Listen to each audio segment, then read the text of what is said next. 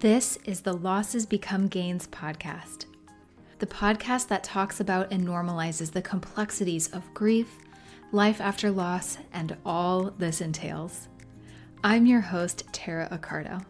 I'm a grief and transformational life coach, and I'm here to serve you guidance, tangible tools, and inspiration to help you cultivate a more meaningful, intentional, and beautiful life. A life where you'll discover gains from your losses and so much more. I'm so grateful you're here. Let's dive right in. Welcome back to the Losses Become Gains podcast. I am your host, Tara Accardo. I am so glad you are here hanging out with me today. This topic today is one that I have heard from multiple clients and people in my community in terms of being the most difficult to cope with, or certainly one of the most difficult things. Having to make decisions when a loved one's health is declining is something we can question over and over and over again, both while the loved one is still alive or even after they've died. Feeling very not confident about whether it's the right decision, and quite frankly, not even wanting the weight of that responsibility. But if we're faced with a decision like this, or multiple decisions, what do we do here? What do we do if we have to make these decisions or be a party in the decision-making process, right? Maybe it's a whole family making a decision, but your voice matters, right? So your gain from this episode will be to join me in identifying how and why making decisions around our loved one's health, or maybe it's a decision in conjunction with our loved one who is still alive but in perhaps a decline, can be one of the most difficult parts of the process before they die and even after they die. And you know, I'm all about coping tools, so we'll also get into some ways to better cope with this if you're having to go through this right now, or you have been through this, and ways to hopefully feel a little bit better about it and find some peace around all of this chaos, right? So let's start off by calling this what it is. It is an emotionally challenging and very difficult experience. If you've been there, you know what kind of pressure this puts on an already, frankly, devastating situation. It adds to the uncertainty. It can add panic, nervousness, anticipation, and it can cause a lot of anxiety. And there's a lot of reasons for that, but really at the end of the day, we just want to make sure we're making the right decision, and we want to make our loved one happy and comfortable, right? Most of us. And many of us know anxiety leads to stress in other aspects of our life. This can affect our relationships, platonic and romantic, lack of sleep, less productivity at work. I mean, all the things. Now, of course, I have to say that it's important to remember that everyone's situation is unique. That means yours is too. And there's no right or wrong way to approach decision making in this context. Why? Because there are so many factors here. The prognosis, underlying medical conditions, what you and those around you are capable of doing or taking on, and what the loved one themselves does or would want, really more than anything, I would say. And again, I use decision making so broad here, right? I mean, this could look like so many different things for you, whatever your situation is right now. So please, anything we talk about today, apply it to your own situation as you will. But anyway, you might be asking, okay, Tara, well, what are some ways I can help make these decisions and feel good about them? Because that is where so much pressure can come in. Being worried, like I said earlier, that we're making the wrong one. There was a day in the middle of my mom's cancer journey. We were at a doctor's appointment. It was just her and I that day. And I remember being in there with her. And I believe, if you did not catch previous episodes on this or you don't know my story, my mom had esophageal cancer. And as a part of that, she had to get a tracheotomy. So during a good probably chunk of her decline from this cancer, she could not speak. And so in this particular appointment, I remember her not being able to communicate in that way. And from what I remember from this part of the journey, I believe she had gone through some chemo at that point or some radiation. I'll be really honest with you, I blacked a lot of this out. I think there was a lot of trauma associated with a lot of these things, but from what I do remember, she went through some chemotherapy first and then some radiation. And we were at a point in her journey where the doctor kind of presented these ideas to her and was almost sort of leaving it up to her because it was at a point where, quite frankly, it wasn't really improving. I don't think they were seeing the progress that they had hoped to see. They weren't really seeing a lot of shrinking of the tumor that she had in her esophagus that was growing into her airway, hence the tracheotomy. And so he kind of sort of left it in her hands. And I remember her looking at me that day. Now, granted, this is not some quack doctor. He gave recommendations. I should preface it by saying that. I mean, they certainly, what I mean by that is they were giving her the decision of ultimately, like, what does she feel comfortable going through again? Does she want to do more chemo? Does she want to do more radiation? And really empowering her and really allowing her to have a say in what was going on. So anyway, I remember being in this room with her and she might have even written it down because, again, she couldn't talk. She was writing at this point and like asking me, what do you think I should do? Do you think I should do more radiation or do you think I should do more chemo? Whatever the decision was at the time. And I was like, for me, being her daughter in that situation, but someone she clearly trusted, my immediate instinct was like, well, what does the doctor recommend? I immediately went into this like almost like fight or flight mode and almost a little bit of panic internally because, for me, I was like, okay, seems obvious to get as much information as possible, right? But here he was, in a way, asking her what she wanted to do. And she was almost looking at me in that moment, like almost wanting my opinion. I don't think she wanted me to decide, but she, as her daughter, she was like, what do you think I should do? And I was like, nope, do not want this pressure. Please don't ask me that because like, I don't even know where to start here and I can't make this decision for you. So really, of course, I couldn't make that decision and I essentially told her that, I think.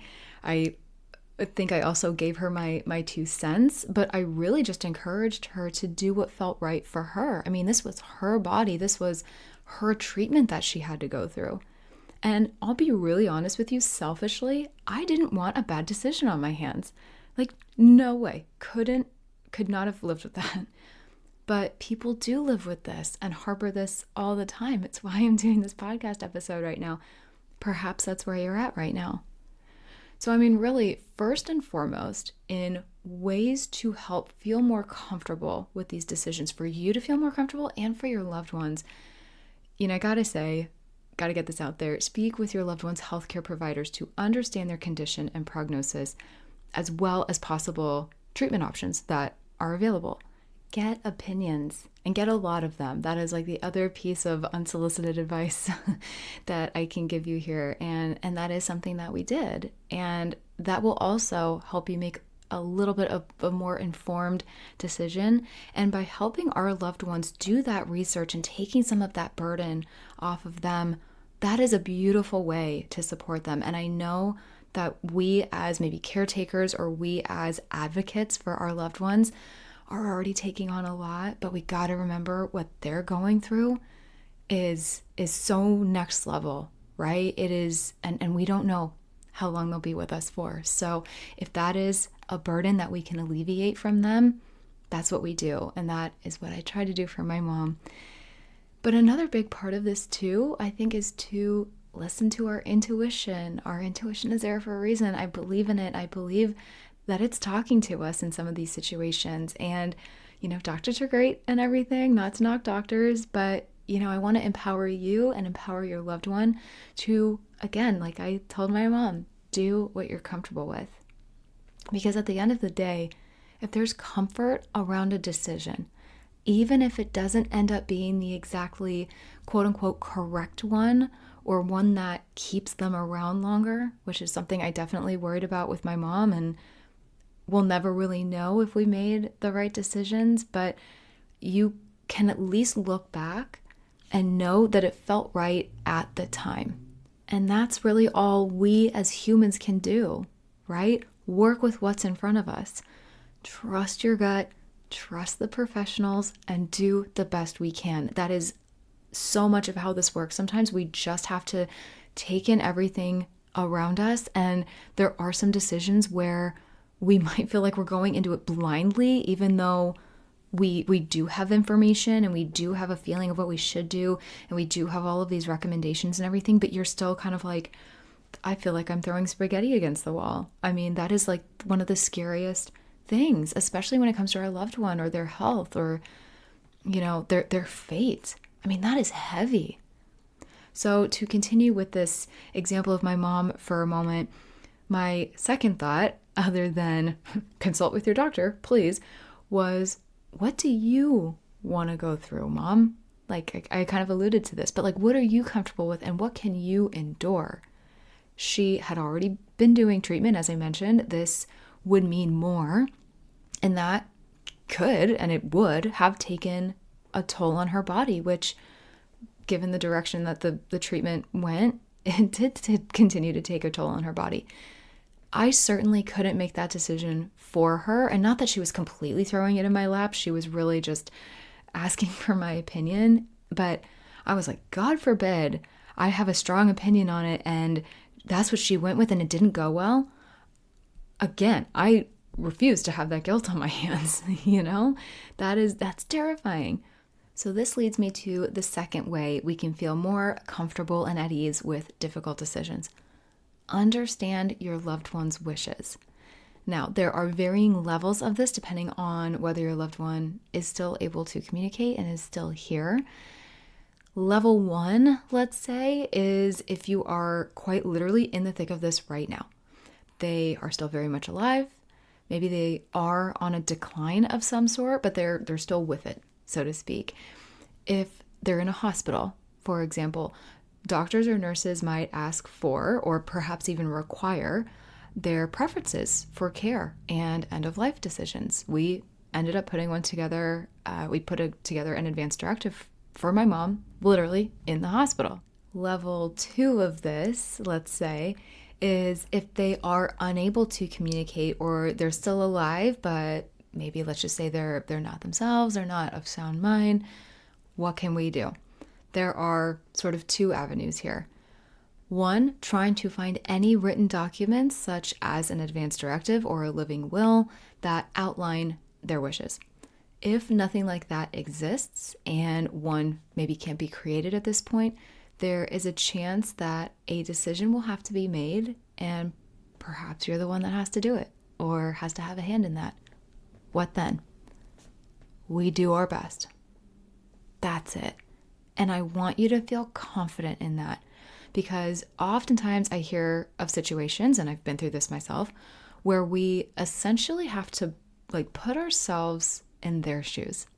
We have to tap into their soul a little bit, their personality, and how they would or wouldn't want to live.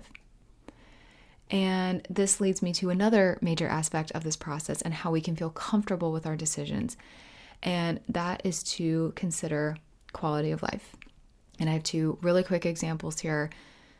My dad died rather naturally, I'll say, without massive decision that had to necessarily be made. To make a very, very long story short, my mom died in the very early hours of December 9th, 2019. And that whole day prior, that entire Sunday, my dad and I were with her every single second, just trying to wrap our heads around what was happening, the fact that we were losing the son of our family, and how we even got here, right? I mean, all of those crazy thoughts and feelings that go through you as you are hours away, essentially, from losing a loved one. And eventually got into the evening hours, and a nurse came up to us and essentially told us that this breathing tube that she was on through her tracheotomy, that was really the only thing keeping her alive. And that was truthfully a bit shocking to us, because we didn't know. I mean, we knew it was severe. We knew it was bad, but to have someone tell us your loved one, your wife, your mom is on life support, and to take her off of that is now your decision. We looked at each other and we were like, nope, we are in no position to make this decision. We're exhausted. We're not in a good mental headspace. We're deeply grieving. I mean, we're not, and we're also not, selfishly, we're not ready to say goodbye. So the decision was made to wait until the next morning. We were going to see how she was then. And I'll be honest, I can't even remember if my dad and I said this to each other or if I said this in my own head, but I was like, actually, now that I'm saying that out loud, and sorry, I have no script for this. I'm just speaking here. I looked at my dad and I was like, I want to give her the chance to go on her own terms if that is what she needs to do and wants to do. We can't make this decision right now. And so that's what we agreed on. So my dad went home. We had a dog that had to be taken care of, and I could not be far apart from her at that point. So I stayed in the city that the hospital where she was in. And lo and behold, middle of the night, it was, I think, 2 something at this point, I received a call from the nurse, and she said, she's so sweet, absolute angel. She said, sweetie, you might want to get over here. Mom's blood pressure's dropping. She's not doing very well. So my now husband, who was with me, then boyfriend, we drive over there. I am in absolute panic. I've never felt anything like that before in my life, truly. And I was with her for about an hour and a half, just sitting with her and holding her hand and talking to her, telling her how much I loved her, and eventually telling her that it was okay to go. And it wasn't immediately after that, but I think she was fighting it a little bit, to be honest with you. But she did. And as it relates to this topic here on this podcast today, it's just, I just want to acknowledge having to make a decision to take someone off of life support is excruciating and is not something I would wish on anybody. So if you have had to go through that, please know I see you today. And that is not a decision for the faint of heart. And to admit this out loud, to say that I'm grateful that she got to leave the physical world here on her terms. I have to admit I'm grateful, and I'm so glad that that was a decision that she could make for herself, if you will. And so that was my first, obviously very traumatic experience with being faced with a decision like that. This also happened with my sweet dog's death as well. If any of you have been around to hear my story for a while, I had this beautiful little 19-year-old dog, and I just wanted to bring this up too in case anybody here has experienced pet loss or has had to cope with needing to put a pet down at all. I know there are quite a few of you who have suffered the loss of a pet in this community, so I'd be remiss if I didn't mention this, but my dog's name is Princess, if you didn't know, and much more to come on her story and much more to come on pet loss here on this podcast. But after a series of seizures, after a rabies shot that she never should have received, that is a whole nother story. It is a decision that I have regretted since the moment it happened, but she was in such a state that she simply was not going to come back from it at that point. She was having seizure after seizure. We had to bring her to the emergency vet clinic twice, and it was her time at this point. So my husband and I drop her off to see what, if anything, they can do. And I have to be honest here, I knew going over there that this would likely be our last car ride with her, so I just sat with her in the back seat and cuddled her as my husband drove, and while we were waiting for the vet assistant, he comes out to the parking lot where we were waiting because, mind you, this is June 2021, so COVID-19 was still very much a thing. And he tells us that she is very much declining and she's not going to make it. I honestly don't even know if he technically gave me the decision to put her down or not. He certainly framed it that way, at least. But, after having a complete breakdown in the parking lot, completely wailing out and crying into my husband's arms, I knew fairly quickly, like, it would be cruel to continue her life any further this way. I just had been dealing with this for the last 2 days with her decline, and what I witnessed in the car taking her over there, there was no coming back, right? So, moral of the story, next to what would have been my mom possibly in having to make that decision, this decision to put down this dog that I had in my life for 19 years was one of the most difficult decisions I've ever had to make. I just wanted her to be better. I just wanted her to be back to my sweet girl, to her bubbly old lady self, hobbling around the house with a spring in her step still, and just the happiest little camper you could possibly imagine. But that was no longer my reality. And her quality of life was now squarely in my hands. And with pets, there's no advance directive. There's no, nothing they can sign. There's no instructions on what she wants. With pets, we oftentimes just have to go with it. And if you have experienced this through a death and through having to put a pet down, for example, I know you feel me on this. I have no doubt you can relate to the story right now. And this is why I want to be very vulnerable with you and share all of this. Speaking of stories, enough about mine. That is not what this podcast is about. The point to all of this is that as you make decisions, keep in mind your loved one's quality of life. Consider whether a particular treatment or intervention will prolong their life without significantly improving their quality of life. With my mom and with my dog, frankly, too far gone.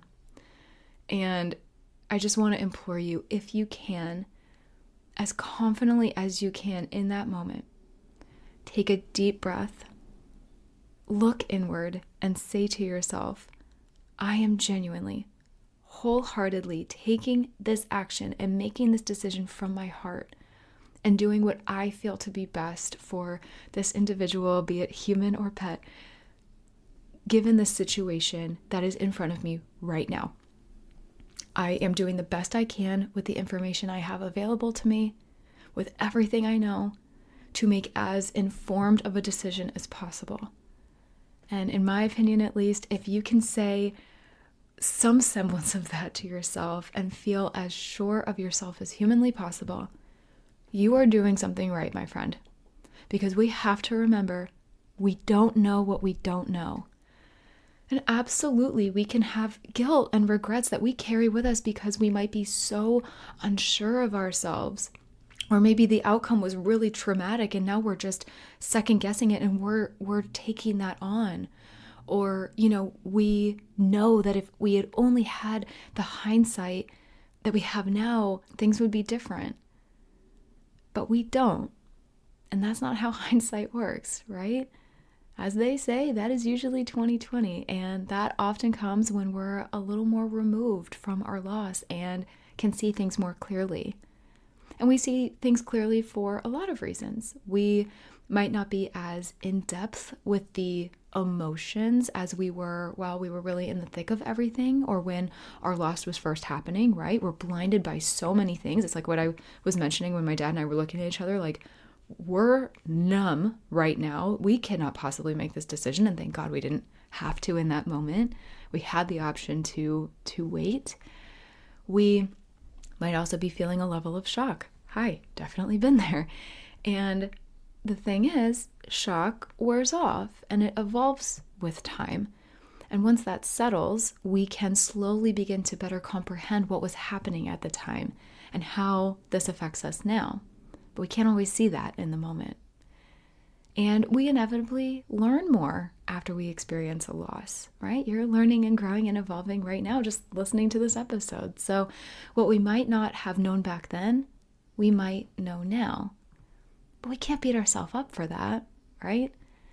And really fast, I really want to encourage journaling here too as a really good coping mechanism and a great coping tool here.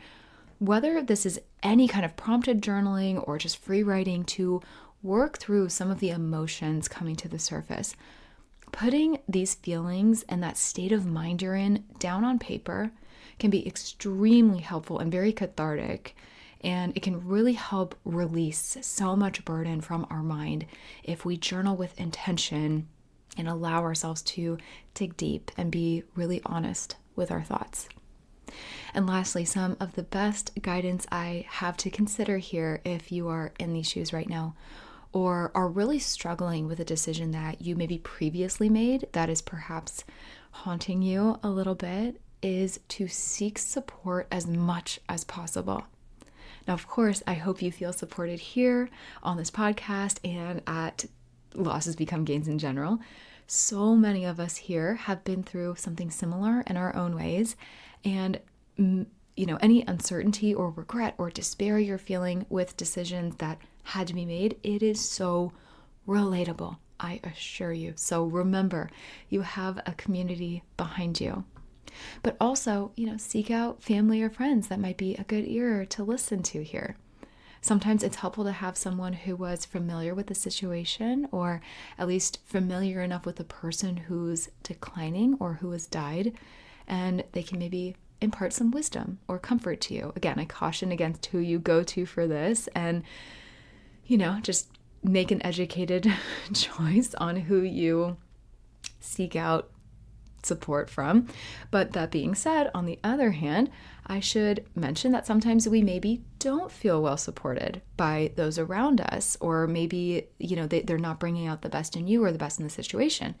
And in that case, a counselor, a therapist, or a grief coach can be a really helpful third party to work through things with who, maybe don't have as much of an emotional stake in the situation, if that makes sense. And a third party can really help you bring yourself back down a little bit and work through some of these things from a more unbiased perspective. Okay, very last thing here, then I promise I'll wrap this up. Be patient and compassionate with yourself and those around you. If your loved one is still here, remember that they are going through, I say this very loosely, a challenging time. Perhaps something kind of unimaginable that you maybe can't even still wrap your head around. Consider them and consider how they feel or how they would feel. It's important to approach all decisions with patience, compassion, and understanding. And for you, my friend, I want you to approach yourself with patience, compassion, and understanding too. Because you are humans. Humans are not perfect, which means our decisions might not always be perfect. But as I said before, if we try, if we do the very best we can in the moment, and we know with every fiber of our being that we have, what more can we ask of ourselves, right? Really give that some thought. And let's say, just for argument's sake, you maybe don't feel like you did the best you could in a given moment, because that happens too. Maybe that's why you're here. We might know there was more we could be doing currently or more that we could have done, but we're feeling super regretful of that right now. I'll remind you again, since we're human and since we're prone to mistakes and misjudgments and missteps in life, it doesn't mean we need to resort to beating ourselves up for something. That doesn't mean we need to resort to feeling guilt. That doesn't mean we have to live in a place of despair. And it's understandable that you feel these things, and that's why I encourage journaling, because it's important to work through these emotions. I don't want you to feel any shame for feeling these things, but I don't want you to live there, right? This goes for decisions that we might have had to make while a loved one is or was declining, but so many aspects of our grief this can also apply to. So do me, and more important, do yourself a favor today. If this is where you find yourself, if you find yourself stuck, release that today. Release that right now, especially if it's not something that you can go back and change. Close your eyes, surrender the questioning, surrender the guilt, surrender the fear, surrender the anxiety and any shame that might be lingering. Breathe. Breathe in with me, and let's breathe it out and release it. On that note, that is where I leave you today. Thank you so much for being here in this episode today, and thank you so much for allowing me to be vulnerable with you. That is really what I want for this podcast, and I'll be honest with you, I didn't really expect that. I really wanted to allow those stories to flow out of me, so I didn't quite know how I was going to tell that. I just know that I wanted to, but that is grief, right? So I encourage that for you too, and I welcome that so much in this community. That all being said, I hope today's conversation provided some insight on the complexities, to say the least, of these decisions that we might have to make or at least be faced with, and how to best cope with these ever difficult aspects of the grief process. But more importantly, I hope this conversation today inspired you a little to begin releasing anything that you're harboring around impending decisions or decisions that you've had to make in the past that are still affecting you today. I genuinely hope this has helped you find even the smallest semblance of peace or just encouragement that you are not alone, or at least a little bit of a mindset shift around this today. Thank you so much for hanging out with me. I really appreciate it. I hope you have a fantastic day, and I will see you in the next episode. I am sending you a huge thank you for tuning into today's episode, my friend. I'm so grateful you're here and for the steps you are taking to heal your heart, open your mind, fulfill your soul, learn, grow, and evolve, and move through this crazy thing called life in big, beautiful, impactful ways. Visit lossesbecomegains.com for my blog, more coping tools, ways to work with me, and so much more. And be sure you're following along on Instagram and Facebook at Losses Become Gains Podcast.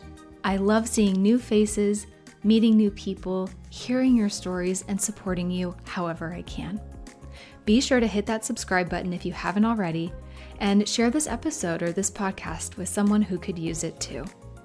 And remember to always keep asking yourself, how will I turn my losses into gains today? I'll catch you in the next episode.